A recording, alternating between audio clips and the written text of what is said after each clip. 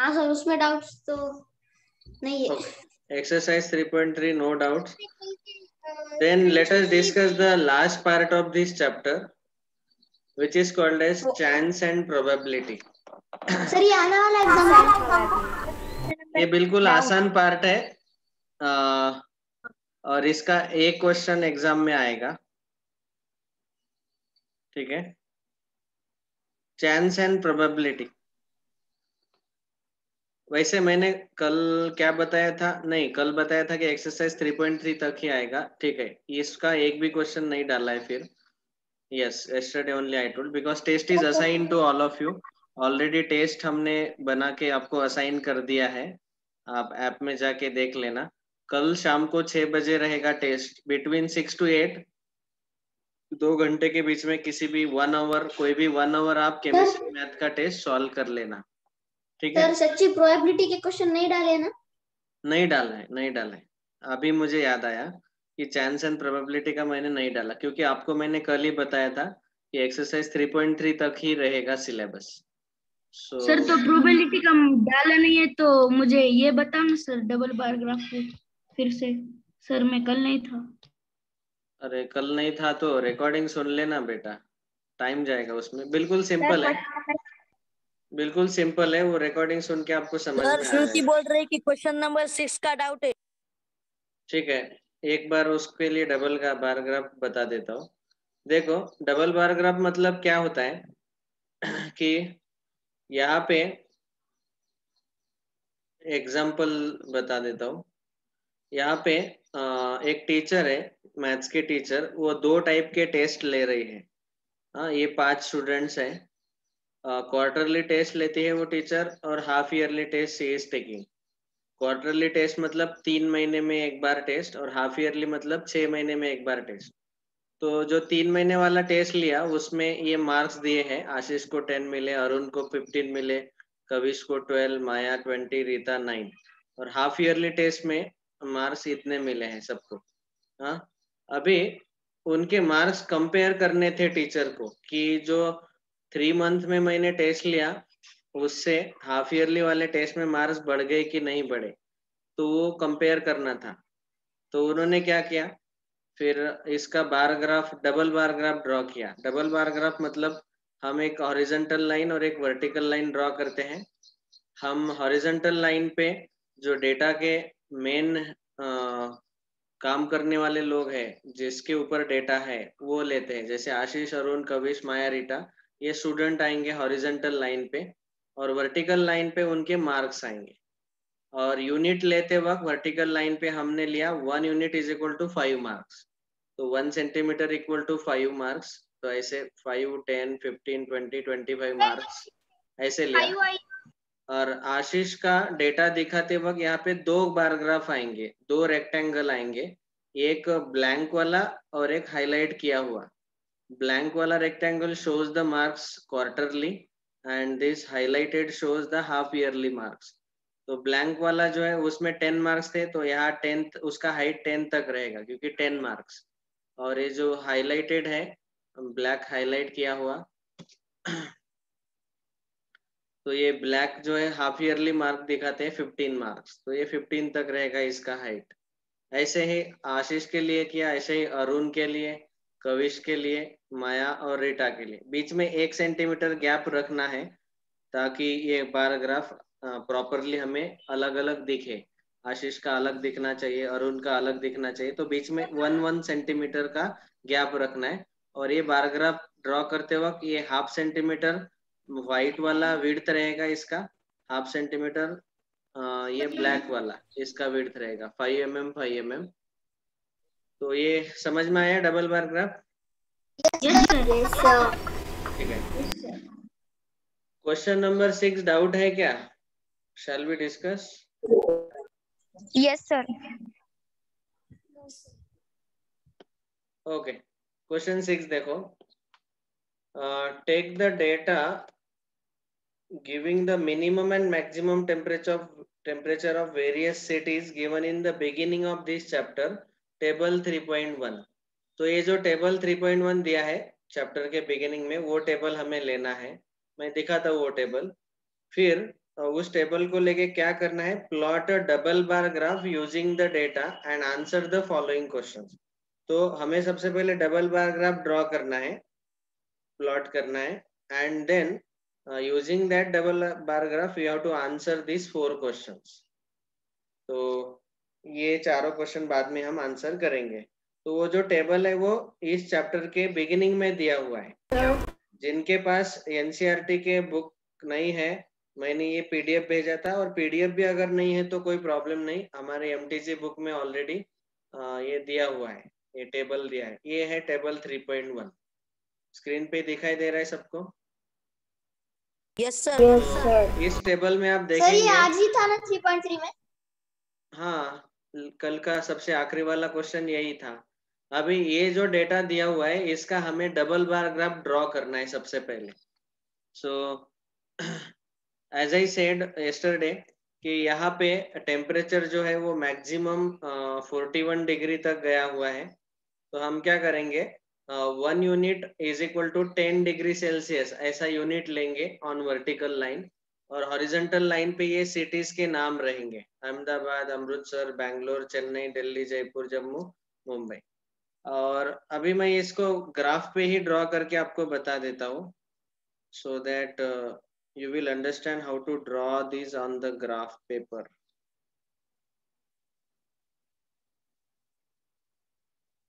एक मिनट, मुझे graph paper निकालने दो। सर आपने कल का जो CW था उसके स्क्रीनशॉट नहीं भेजे? अरे हाँ, मैंने कल से ऐसा रूल बनाया है कि जो भी क्लास वर्क है that has to be written in the class itself, but I forgot to tell everyone. Henceforth please remember, maths के क्लास में हम आपको कोई भी स्क्रीनशॉट नहीं भेजेंगे, क्योंकि मैंने अभी अभी परभनी में आने के बाद नोटबुक चेक किए कुछ स्टूडेंट्स के, और उन्होंने कुछ लिखा ही नहीं, स्क्रीनशॉट खाली मोबाइल भर दिया, नोटबुक में कुछ भी नहीं लिखा। So I am shocked, so now I have stopped sending the screenshots. जो भी लिखना है क्लास नोट्स क्लास में ही लिखना है, no work. Yes, now also. फिर भी यस्टरडे का जो भी क्लास वर्क है, अरे ये ग्राफ पेपर नहीं चाहिए, ये तो 10th स्टैंडर्ड लेवल का है। अच्छा ठीक है, ग्राफ पेपर होता है तो ये बहुत ही आसान होगा। मैंने ब्लैंक ग्राफ पेपर डाउनलोड करके नहीं रखा है, ठीक है, इसके ऊपर ही हम ड्रॉ करेंगे। सी, मैंने आपको क्या बोला था कि सबसे पहले ये जो टेबल दिया हुआ है, डबल बार ग्राफ ड्रॉ करते वक्त हमें हॉरिजॉन्टल एक्सिस लेना है, 1 सेंटीमीटर डिस्टेंस पे ये सिटीज के नाम लिखेंगे हम, और वर्टिकल एक्सिस पे हमें 1 unit equal to 10 degree Celsius ऐसा यूनिट लेना है। So I will show on the blank paper now. देखो, डबल बार ग्राफ ड्रॉ करते वक्त सबसे पहले हमें वर्टिकल लाइन लेना है ऐसा। यू कैन ड्रॉ प्रॉपरली, मैं फ्री हैंड स्केच ड्रॉ कर रहा हूँ, आप एकदम स्केल यूज करके, ग्राफ पेपर यूज करके लिखना अच्छे से। सो यहाँ पे हम लिखेंगे 0, 1 सेंटीमीटर पे लिखेंगे 10 degree Celsius, 20 degree Celsius, 30 degree Celsius, 40 degree Celsius and 50 degree Celsius. 50 काफी है। और यहाँ पे हमें 1 सेंटीमीटर, 2 सेंटीमीटर, 3 सेंटीमीटर, 4, 5, 6, 7, ये जो ग्राफ पेपर दिखाई दे रहे हैं ना, तो ये आपको दिखाई दे रहा होगा यहाँ पे कि ये 1 सेंटीमीटर है, यहाँ से यहाँ तक का डिस्टेंस 1, 2 सेंटीमीटर, 3 सेंटीमीटर, 4 सेंटीमीटर, और यहाँ पे हमें लिखना है 10, 20, 30, 40, 50। Okay, so I want to draw like this without using graph paper only. तो सबसे पहले हमें, मैंने क्या बोला था, पहला 1 सेंटीमीटर डिस्टेंस ऐसे ही ब्लैंक छोड़ दो, फिर यहाँ पे पहला सिटी का नाम लिखना है, फिर दूसरा यहाँ पे ब्लैंक छोड़ दो, बीच में गैप, फिर यहाँ ये दूसरा सिटी का नाम, यहाँ ब्लैंक छोड़ दो। तो ऐसे आपको डबल बार ग्राफ ड्रॉ करने हैं। अभी डबल बार ग्राफ ड्रॉ करते वक्त हमें सबसे पहले यहाँ पे लिखना है, सबसे पहले scale is 1 unit equal to 10 degree Celsius, ये सबसे पहले लिखना है। दूसरा, यहाँ पे हम दो सिंबल यूज करेंगे, एक ब्लैंक और एक हाईलाइट किया हुआ ऐसे। तो एक ब्लैंक वाला जो है वो हम यूज कर, दो टाइप के टेम्परेचर है यहाँ पे, एक मैक्सिमम टेम्परेचर, एक मिनिमम टेम्परेचर। तो मैक्सिमम टेम्परेचर हम दिखाएंगे ऐसे ब्लैंक स्क्वायर से, blank rectangle, and minimum temperature we will denote by filled up rectangle. तो ये आपको लिखना है हर बार। और अभी हम बार ग्राफ ड्रॉ करेंगे, डबल बार ग्राफ। इसका डबल बार ग्राफ आएगा। तो अहमदाबाद के दो चीजें हैं दिए हैं, 38 डिग्री सेल्सियस, 29 डिग्री सेल्सियस। तो पहला हमारा सिटी है यहाँ पे नाम हम लिखेंगे अहमदाबाद। अहमदाबाद का, जैसे मैंने बोला कि ये जो 1 सेंटीमीटर है उसका हाफ सेंटीमीटर ले लो, और हाफ सेंटीमीटर में पहला मैक्सिमम टेम्परेचर वाला रेक्टेंगल आएगा। मैक्सिमम टेम्परेचर है 38 डिग्री सेल्सियस। 38 मतलब 40 के नीचे 2 लाइन, दूसरा लाइन यहाँ पे आएगा। और ये जो रेक्टेंगल है ये वाला ब्लैंक आएगा मैक्सिमम टेम्परेचर। और मिनिमम टेम्परेचर जो है वो है 29 डिग्री सेल्सियस। 29 मतलब 30 के नीचे एक लाइन। ये बीच में 10 लाइन रहते हैं, आपको पता है, 1 2 3 4 5 6 7 8 9 10, ये आपको ग्राफ में दिखाई देंगे। तो 30 के नीचे एक लाइन जो है वो है 29। तो 29 तक ये मिनिमम टेम्परेचर आएगा, और इसको हमें हाईलाइट करना है। हाईलाइट क्यों करना है? क्योंकि ये पेंसिल से अच्छा हाईलाइट हो जाता है, because this is the minimum temperature. यहाँ पे हमें ये दो टेम्परेचर दिखाने। ये अहमदाबाद के लिए हो गया। बस अभी ऐसे ही आप ड्रॉ करते जाओ। Similarly we can draw for Amritsar. ये यहाँ पे 1 सेंटीमीटर बीच में गैप रखो, और यहाँ पे हम ड्रॉ करेंगे फॉर अमृतसर। अमृतसर के लिए भी हाफ सेंटीमीटर ब्लैंक वाला, हाफ सेंटीमीटर फिल्ड अप वाला। अभी अगला बाकी का आप ड्रॉ कर पाएंगे क्या? Will you be able Yes, to sir. draw remaining now? Yes sir. Yes, sir. Okay. Yes sir. ठीक है, तो जिसने डाउट पूछा उसको समझ में आया। अभी हमें क्वेश्चंस आंसर करने हैं बाकी के। तो उन क्वेश्चंस में कोई डाउट है क्या? No sir. Okay, no so this is how we can draw the double bar graph. बाकी का आप कंप्लीट कर लेना, and please use the graph paper so that you can draw it very nicely and properly. Without graph paper draw करेंगे तो थोड़ा सा difficulty आता है मेजरमेंट लेने में। ओके, अभी इस हाँ बोलो सर। एग्जाम में तो नहीं होगे ना कल के ऐसे क्वेश्चंस ड्रॉ करने के? नहीं, ड्रॉ नहीं करना पड़ेगा आपको। या तो बार ग्राफ दिया रहेगा ऑलरेडी, और उसके आंसर्स करने पड़ेंगे। क्वेश्चन दिए रहेंगे, ऑप्शन रहेंगे एबीसीडी। ये चलता है क्या? ऐसे पेपर चलते हैं क्या? फर्स्ट ट्यूटर के जो बुक्स होते हैं ना, मैथ्स के नोटबुक्स, उसमें जो बॉक्स के होते हैं, वो पेपर जमते हैं क्या? Once again speak loudly, properly, slowly. तो हमारे जो नर्सरी फर्स्ट सेकंड के मैथ्स के बुक्स होते हैं बॉक्स के, अगर वो यूज किए तो चलेगा क्या? किसके लिए? बार ग्राफ के लिए। Yes, you can use, no problem. See, you have to use the graph papers. Graph paper आपके पास पहले से है, तो वो पिछले साल वाले भी यूज कर सकते हैं। यस, ठीक है। Chance and probability, this is the last part of this chapter. बोलो सर, आई हैव डाउट। हाँ पूछो रुद्राक्ष। सर, ग्राफ पे हमें एक्स और वाई, स्केल एक्स और वाई कुछ दे, तो हम वो कैसे निकालते? Scale x is equal to scale y is equal to. हाँ, स्केल कैसे निकालना है वो मैंने कल बताया था, कि हमें अंदाजा आना चाहिए कि मुझे ये सारे वैल्यूज ग्राफ पर डालने हैं। जैसे फॉर एग्जांपल ये 5वां क्वेश्चन देखो, cricket, basketball, swimming, hockey, athletics, ये स्पोर्ट्स है, फेवरेट स्पोर्ट्स है। इन फेवरेट स्पोर्ट को देखने वाले लोग वॉचिंग रहते हैं 1240, एंड एक्चुअली पार्टिसिपेट करने वाले रहते हैं 620 people. So this way you can see that here maximum observation is 1240. अभी अगर ग्राफ पे मुझे 1240 प्लॉट करना है बार ग्राफ पे, तो आपको क्या करना पड़ेगा, डबल बार ग्राफ ड्रॉ करना है यहाँ पे.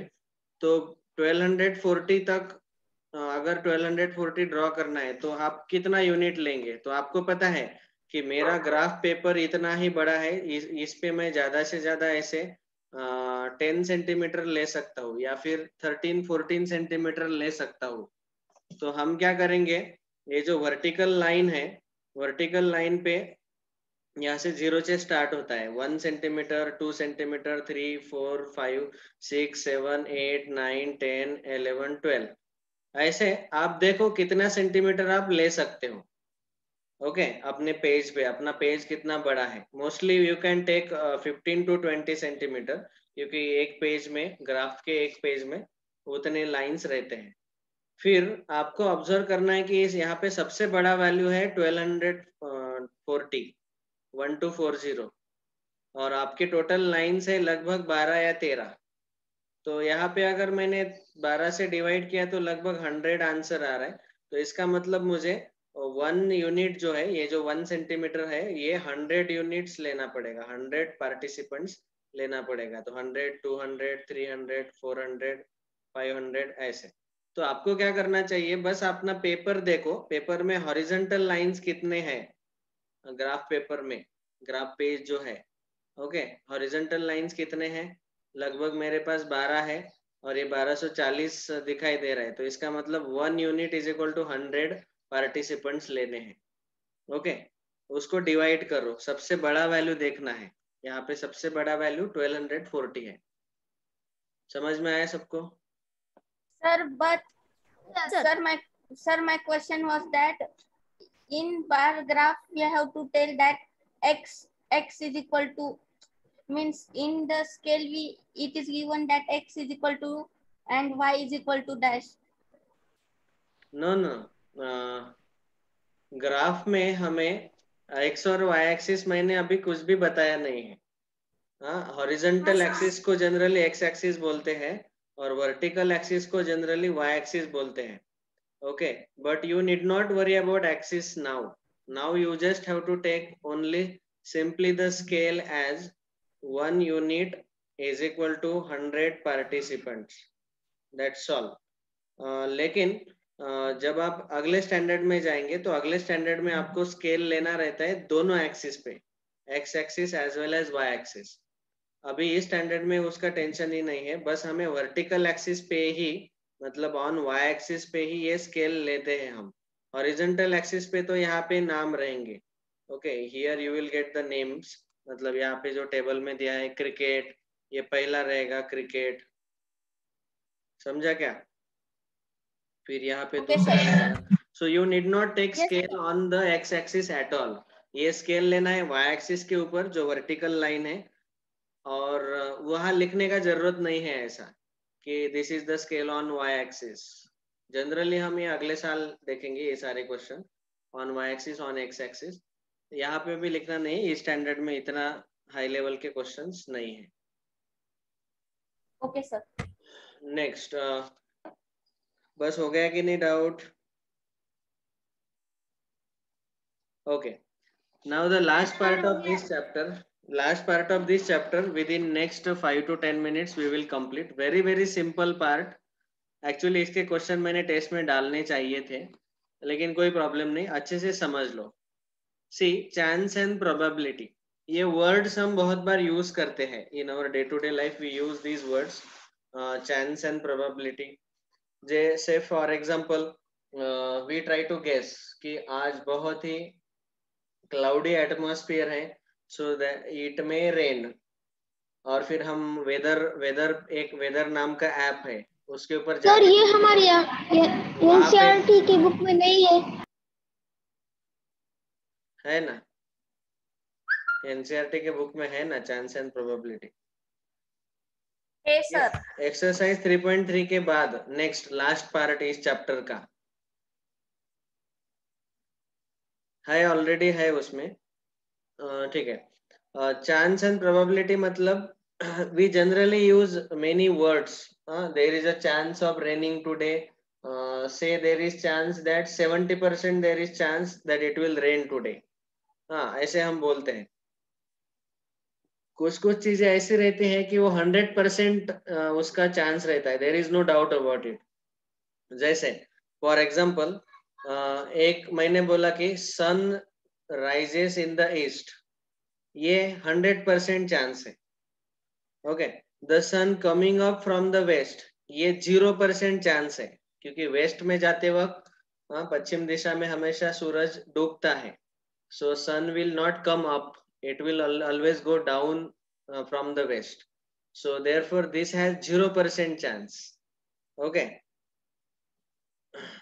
An ant growing to 3 meter height.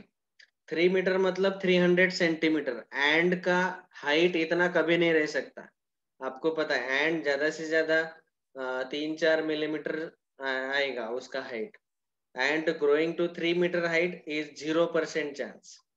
If you take a cube of larger volume, its side will also be larger. Of course, you can say जिस क्यूब का वॉल्यूम ज्यादा है तो उसका साइड भी बड़ा रहेगा। If you take a circle with larger area, then its radius will also be larger. Yes, this is surely 100%. India winning the next test series. अभी अगला टेस्ट सीरीज मैच आ रहा है, हम विनिंग का बोल नहीं सकते कितना परसेंट है। We may say that okay, by looking at the opposite team and last 3-4 matches हमने अगर देखे तो अभी हमें पता चल रहा है कि पिछले 3-4 मैचेस में इंडिया जीता था 2 मैच में, और 2 मैच में इंडिया हारा था। तो अभी 50-50 चांसेस है। So we can not tell it right away कि इंडिया जीतेगा कि नहीं। So this is called as chance and probability. देखो, आप जब मोबाइल में मैसेज टाइप करते हो व्हाट्सएप में या फिर टेक्स्ट मैसेज करते हो, तो आप एक वर्ड टाइप करेंगे तो साइड में एक दूसरा वर्ड आता है, ऊपर वहां पे ऑप्शन दिखाई देते हैं। ओके, समझो आप ऐसे टाइप करते हो कि sir today's homework is, today's maths homework is, ये मेरा नाम है, नाम डालते हो एक्सेट्रा एक्सेट्रा। तो आप जब डालते हो टुडेज तो उसके सामने टुडेज के बाद आने वाले ऑल पॉसिबल वर्ड्स वो देता है। हाँ, होमवर्क, ऐसे अलग अलग वर्ड आप टाइप करके देखना, आज क्लास खत्म होने के बाद अलग अलग वर्ड देता है कि जो टुडेज के बाद आने वाले हैं, आ सकते हैं। तो इस तरीके से वहां पे भी ये प्रोबेबिलिटी यूज किया है कि प्रोबेबल वर्ड्स, जो आने वाले वर्ड्स है टुडेज के बाद, हाँ, वो सारे वर्ड्स वहां पे आपको दिखाई देते हैं। आपको टाइप करने का जरूरत नहीं, उसके क्लिक किया तो पूरा टाइप हो जाता है वो वर्ड। तो ये सब कुछ है, ये this is called chance and probability. Okay, वो वर्ड आने का चांस, वो वर्ड आने का प्रोबेबिलिटी। तो अभी 3 एक्सपेरिमेंट्स किए गए थे मैथमेटिशियंस लोगों ने, जब भी उन्होंने चांस और प्रोबेबिलिटी का डिस्कवरी किया था। तो 3 टाइप के एक्सपेरिमेंट्स जो है वो हमेशा आपको अगले पूरे साल में, 3-4 साल में आपको इसके ऊपर क्वेश्चंस आते रहेंगे। पहला एक्सपेरिमेंट है टॉसिंग अ कॉइन। ओके, दूसरा एक्सपेरिमेंट है थ्रोइंग अ डाइस, एंड तीसरा एक्सपेरिमेंट उन्होंने किया था selecting a card from the card, पता है ना 52 कार्ड्स, 52 प्लेइंग कार्ड्स। ओके, तो ये 3 एक्सपेरिमेंट्स उन्होंने किए थे प्रोबेबिलिटी का डिस्कशन लेते हो, तो इसीलिए ये 3 एक्सपेरिमेंट के ऊपर सबसे ज्यादा आपको इसमें भी क्वेश्चंस आते हैं हमारे बुक में। तो अभी हम डिस्कस कर रहे हैं कि व्हाट इज द प्रोबेबिलिटी। तो प्रोबेबिलिटी का डेफिनेशन बिल्कुल ही सिंपल है। जैसे मैं एक एग्जांपल लेता हूँ, पहला एक्सपेरिमेंट हम लेते हैं। First experiment will be tossing a coin. तो जब भी आप एक कॉइन लेते हो तो उसके आगे वाले साइड में लिखा रहता है हेड और पीछे वाले साइड में रहता है टेल। ठीक है, head and tail. Of course आप हमारा जो इंडियन कॉइन लेंगे तो उसके ऊपर ऐसा लिखा नहीं रहता है, वहां पे हम वो जो शेयर दिखाई देता है वो उसको हम हेड लेते हैं और बाकी का जो है दूसरा साइड उसको टेल लेते हैं, ठीक है। सो टॉसिंग अ कॉइन, तो एक कॉइन जब हम टॉस करते हैं तो टोटल पॉसिबल 2 आउटपुट है, एक है हेड और एक है tail, H for head, T for tell.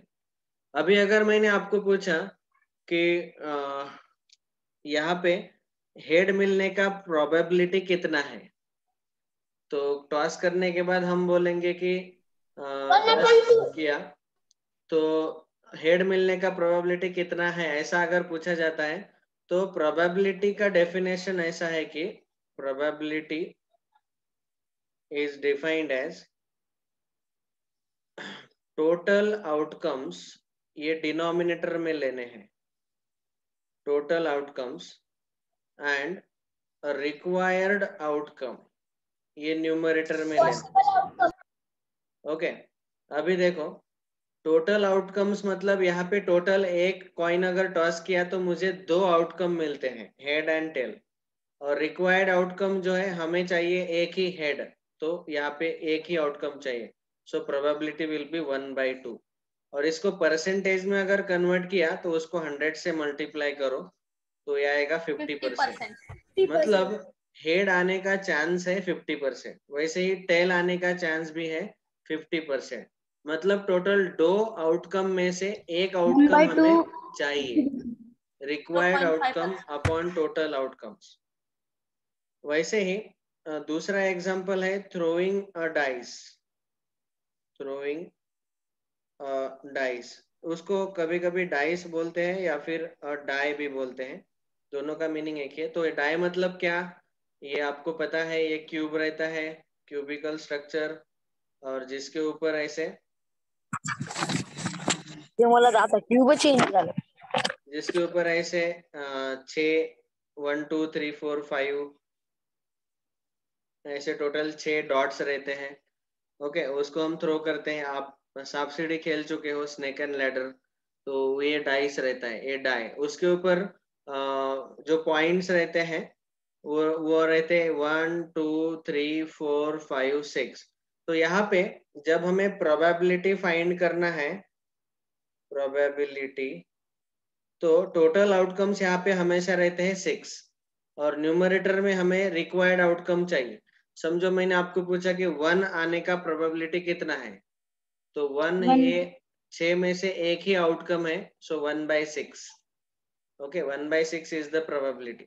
मैंने अगर आपको पूछा यहाँ पे कि इवन नंबर आने का प्रोबेबिलिटी कितना है, तो टोटल आउटकम 6 है और यहाँ पे इवन नंबर्स है 1 2 3, तो 3 required outcomes upon 6, 3/6 that is 1/2, ये इसका प्रोबेबिलिटी रहेगा। इवन नंबर आने का प्रोबेबिलिटी 3/6। तो बस प्रोबेबिलिटी मतलब क्या है, डिनोमिनेटर में ऑल पॉसिबल आउटकम ले लो और न्यूमरेटर में जो रिक्वायर्ड आउटकम है उनका काउंट ले लो। ओके, काउंट लेना है हमें यहाँ पे, रिक्वायर्ड आउटकम्स का काउंट और टोटल आउटकम्स का काउंट, इन दोनों का division, this is the probability. ये समझा सब लोगों को? Yes sir. Yes sir. Yes sir एक मिनट, इसका लास्ट पॉइंट लिखना रह गया था। यस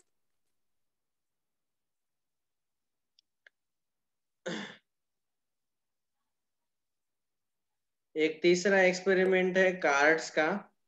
तो कार्ड वाला एक्सपेरिमेंट, एक मिनट मैं पहले देख लेता हूँ। हाँ है, कार्ड वाले क्वेश्चन हमारे एमटीजी के बुक में है, तो मैं कार्ड के बारे में अभी पूरा डिटेल में बता देता हूँ आपको।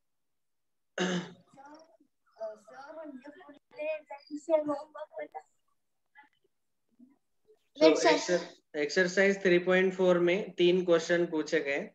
यहाँ पे पहला क्वेश्चन है, देखो सब लोग ध्यान से सुनो। Test whether the following is certain to happen, impossible to happen, can happen but not certain. ये 3 कैटेगरी आपको करने हैं। ये 3 कैटेगरी उन्होंने क्यों किए, क्योंकि सर्टन टू हैपन मतलब 100% होगा, इम्पॉसिबल मतलब 0%, ये हो नहीं सकता, and can happen but not certain, ये होगा लेकिन कितना होगा, कितना परसेंट होगा ये हमें पता नहीं है. जैसे for example, you are older today than yesterday. कल से आज आप ओल्डर हो. ओल्डर मतलब आपका एज बढ़ गया. तो दिस इज 100% ट्रू. तो यहाँ पे इसका आंसर आएगा सर्टन टू हैपन. ठीक है. A tossed coin will land heads up.